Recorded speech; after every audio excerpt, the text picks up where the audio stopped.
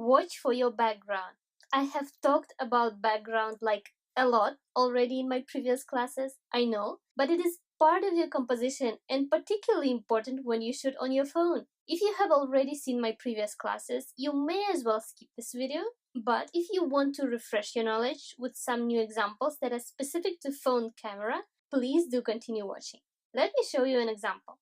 Here is a picture taken with 35mm lens on my DSLR. I used the highest aperture value available for this lens, 1.8.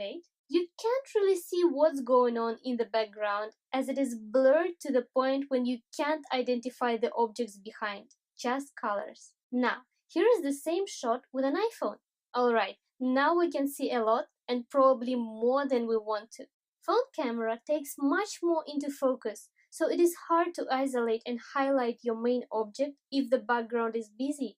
So, depending on your situation, always consider background because it will be part of your picture. If the background distracts from your main object, try different angle or different direction like I did in these two images. In addition, it's not only the objects in the background that can be distracting, but colors too. Here is another example.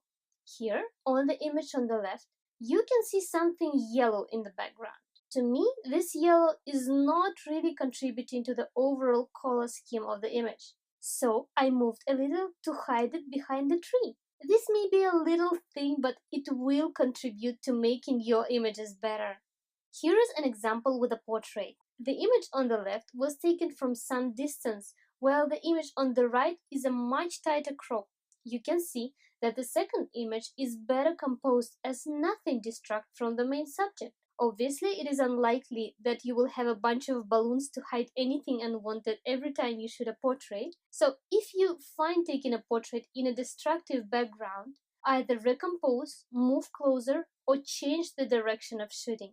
So, whenever taking a picture, always remember that iPhone area of focus is quite large, and unless you don't want something to distract from your picture, recompose or remove anything unwanted.